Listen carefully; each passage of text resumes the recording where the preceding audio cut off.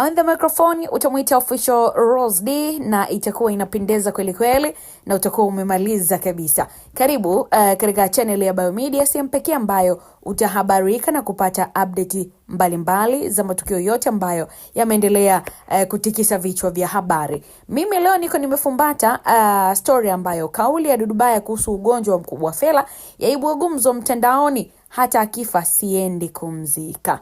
Karibu sana mtazamaji wetu popote pale ambako ulipo, tuangazie taarifa hii kwa kubwa kabisa.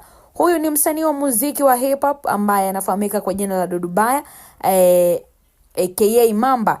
Bana ameweza kuzungumza katika mahojiano na vyombo vya habari na ameeleza mengi kumhusu Mkubwa Fella, kuumwa kwake, lakini pia kilio cha mkewe kukosa msaada kwa watu wa karibu tangu kuumwa kwa mume wake. Ila Dudubaya sasa amezungumza mengi ambayo yamkini yako nyuma ya pazia kumhusu Said Fella.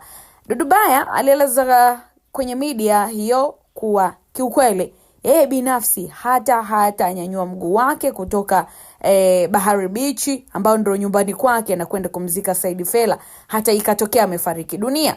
Na pia Dudubaya akieleza kuwa Fella hatakiwi kwa basi tu, bali ni kutokana na dhuluma ambayo anafanya, lakini pia fitina zake katika muziki ambazo aliwahi kuzifanya.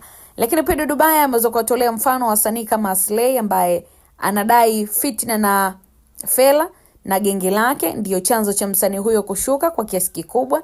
Lakini pia Dudubaya aliweza kutaja kundi la Team K, Tip Top Connection pamoja na wasanii kama Zedianto pamoja na MB Dog ambao wote ni wahanga wa hujuma, wamedhulumiwa ama waliwahi kufanyiwa hivyo na Said Fella. Sasa mapema siku ya jana mke wa Said Fella akizungumza katika vyombo vya habari na mitandao ya kijamii ambaye ni Sweet Fella aliweza kusema kuwa hali ya afya ya mume wake bado sio nzuri na inahitaji uangalizi wa karibu pamoja na matibabu ya kina kabisa kutoka nje ya nchi, hususan nchini India. Lakini pia anaongeza kwamba madaktari wametoa ushauri wa kurejeshwa India kwa ajili ya vipimo na matibabu zaidi ili kuimarisha afya yake. Lakini pia Sweet aliweza kusema kuwa kipindi hiki ambacho anakipitia ni kigumu sana kwake, lakini pia amekichukulia kama sehemu ya ibada na wajibu wake kwenye ndoa. Lakini pia ameeleza kwamba yupo tayari kusimama bega kwa bega na mumewe hadi mwisho, akisisitiza kuwa hatomwacha Said Fella katika wakati huu mgumu wa maisha yao, atapambana naye mpaka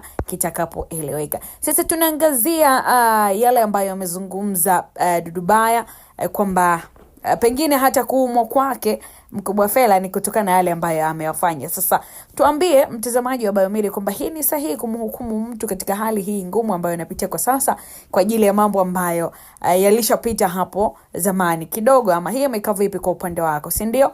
Tutajumuika kwa pamoja nasi kupitia comment section official Rose D next time kwa uzuri kabisa nitaweza kuangazia. Uwe na wakati mwema, usiache kufuatilia habari zetu kupitia Biomedia.